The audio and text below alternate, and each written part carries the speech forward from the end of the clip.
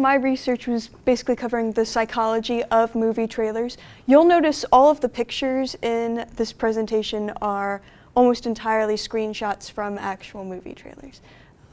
So enjoy that. So my research question was essentially, how does the audiovisual content of movie trailers affect viewers? And I specifically worded it so it can be interpreted two ways. Finding out what those actual effects are that are being created, and then how those effects are being achieved. So I looked at both aspects of that question. So personal rationale why I wanted to do this. I've always had an early interest in movie trailers. Whenever we get Netflix movies, I always want to watch the trailer that goes along with it. To me, they're sort of miniature stories. They take the best 2 minutes of a film and smush it all together in a really exciting storyline. And so then through the digital storytelling class, that gave me the tools to actually start developing my own hobby and doing my own work with movie trailers. Now I've got I think 49 videos up on YouTube now, almost 50,000 views in total. So I've really been able to take an interest and turn it into a hobby. And then that in turn enabled me to start doing projects. In school, whenever teachers want a project done, other people will make posters, I'll make a video. Make it more interactive, make it more fun. It sometimes, takes a lot more time, but it's a lot more rewarding and a lot more fun. And eventually got to the point where my teachers came to me and they said, we want you to make a video advertising the Commonwealth Governor's School. And so I made about a 10-minute video, and now they take it whenever they go to presentations at the middle schools for recruiting. So I was able to sort of take it full circle, and now I'm basically looking at why I find movie trailers so fascinating, why they're such a fascinating medium. So getting into the meat of the research itself, first thing I noticed is that movie trailers will oftentimes create physical responses in their viewers. You'll have chills, the stereotypical shiver down the spine, piloerection, essentially goosebumps. And what's really interesting with these physical differences is you have gender differences within these physical responses. Oftentimes women will more often have a physical response, especially in regards to chills. They're more likely to experience chills. They're also more likely to rate pieces of music as higher in sadness, which is something interesting I found. Now, all these physical responses, they tend to serve as markers for emotional responses. My research specifically mentioned the feeling of being moved. That is correlated to these physical responses. And finally, music. My research indicated that music is the only non-survival related stimuli that can release triggers of dopamine in the brain. So it's really tied to our most basic reward systems. And movie trailers play right into that. Music is a huge aspect of movie trailers. Going into the basics of what makes humans work.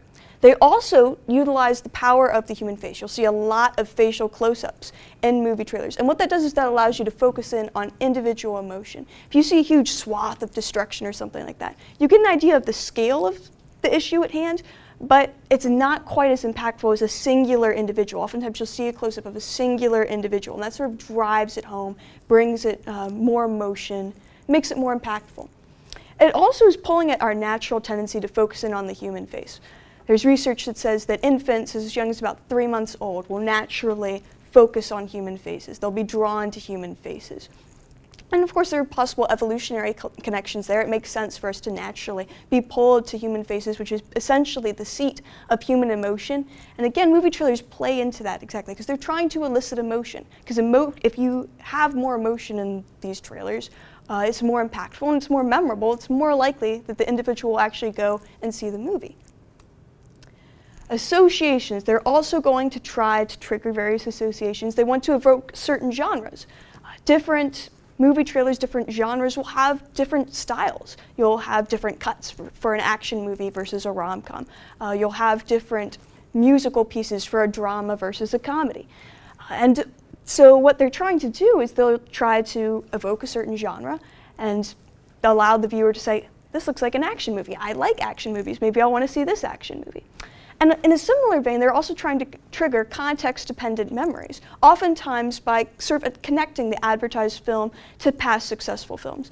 The main way they'll do this is they'll use music that has been used in past films and past trailers. So they'll use very recognizable pieces of music. And what that does is that allows the viewer to say, this reminds me of this other positive experience I had with a similar movie. Maybe I'll want to see this movie. And finally, sort of tying it all together from an advertising perspective, while movie trailers can be considered an art form, the main purpose of the trailer ultimately is to garner greater sales.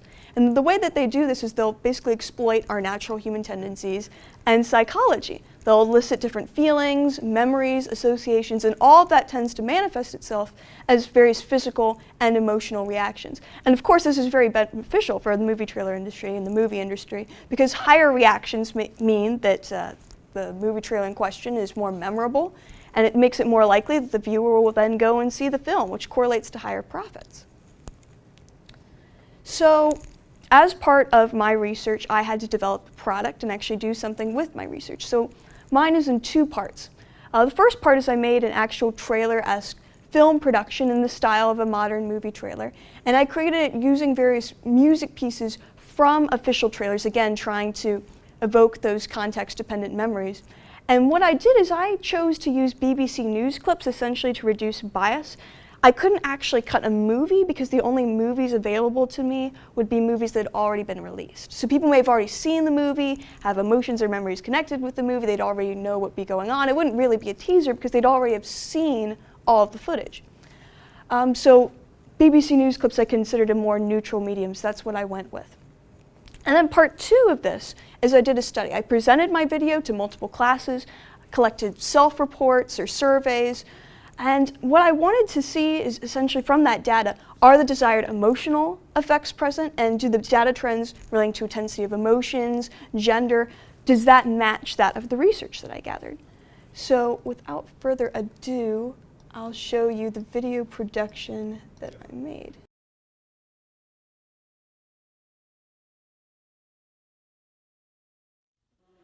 I have witnessed the capacity of destitute people to persevere under heartbreaking conditions. I have come to admire their judgment and wisdom, their courage and faith. But tragically, in the industrialized world, there's a terrible absence of understanding or concern about those who are enduring lives of despair and hopelessness. Ladies and gentlemen, war may sometimes be a necessary evil, but no matter how necessary, it is always evil. We will not learn how to live together in peace by killing each other's children. Are we not still guilty, if to a less violent degree, of recklessness, of improvidence, with regard to our future and our humanity? The way ahead is difficult. The outer boundary of what we currently believe to be feasible is still far short of what we actually must do. Moreover, between here and there, across the unknown, falls the shadow. There has to be some way that this darkness can be banished with light. The bond of our common humanity is stronger than the divisiveness of our fears and prejudices. The world now needs an alliance, especially of those nations that weigh heaviest in the scales where Earth is in the balance. We'll preserve for our children this, the last best hope of men on Earth, or we'll sentence them to take the last step into 1,000 years of darkness. Absolute peace in our world is an unattainable goal, but it is one towards which we must continue to journey. We have a purpose. We are many. For this purpose we will rise and we will act.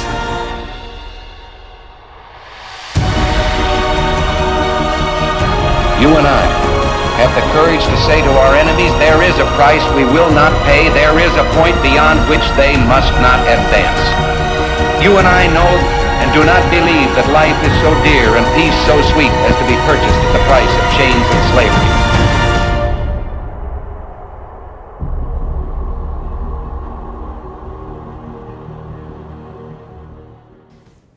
So the video itself, you'll notice I was trying to go for a maximum emotional impact to sort of go along with my research. So what I utilized was a lot of close-ups. Again, as I mentioned before, if you see a giant protest, again, it gives you the idea of the scale of the issue, but if you focus in on a singular individual, that heightens the actual impact. It personalizes the issue. I also tried to use a lot of contrast. You saw a little girl in military garb, a burning police sign. These are very vivid images that are more memorable and make the video more impactful. Music choice. I struggled with this for a long time. For months I was looking at various pieces of music. And I ultimately went with a piece called Something to Fight For, which was used in the Iron Man 3 trailer. That trailer was one of the most popular trailers of, I believe, last year's when it came out. And it garnered over 50 million views on YouTube. So it's very possible that some of you have heard at least a version of that song before, again, trying to trigger those context-dependent memories. So, again, I presented this video to, I believe, 4 different high school classes and gathered data. And so the results. First, I asked individuals to rate their level of engagement from a level of 0 to 3, with 0 being not engaged at all, with 3 being fully engaged. And so I had an average engagement level of 2.49, so about a medium to high level of engagement. Interestingly, there were a little bit of gender differences there. The average male engagement level was 2.33, whereas the average female engagement level was 2.59. So women were a little bit more likely to rate themselves as more fully engaged. Intensity level, again, level 0 to 3, 0 being no impact to 3 being very high impact. Again, the average intensity level is 2.55, which again made me very happy. A medium to high level of impact. Again, slight gender differences. Males rated at about 2.4. Average female is about 2.66, so women were more likely to rate it a little bit higher on that impact scale. Emotions. I was very, very, very pleased with this. 96% of my respondents felt one of the target emotions I was going for. So for me personally, that was a huge success. Again, slight gender differences. Males, about 94% felt one of those target emotions. Females, about 98%. So again, slight gender differences there. And interestingly, again, I mentioned sadness, that women were more likely to rate something as higher in sadness. And that was one of the areas of gender differences there. Not too much, only about 10 percentage points, but that was there and matched up with my research. Women were also a little bit more likely to rate things as a little bit more, people selected anxiety more, inspiration a bit more. Men were slightly more likely to put tension as something that they felt. So again, very interesting individual gender differences there. Physical responses, this was again another place where I was very, very happy with what came out of my research. 72% of my respondents had some sort of physical reaction to my video. And what made me extremely happy was that the gender differences matched up to the T. Men, 57% of them felt some sort of physical reaction. 82% of women felt some sort of physical reaction. So that was a difference of about 25 percentage points. Again, matching up with my research very closely. And when you broke that down, most of that difference came in the form of chills, which was specifically mentioned in my research, that women were more likely to experience chills in response to a piece of music. And interestingly also, men were more likely to say that they didn't feel any physical reaction at all. So again, those individual gender differences matched up perfectly. So in conclusion, what I found was this was really a pretty successful application for the research that I did previously.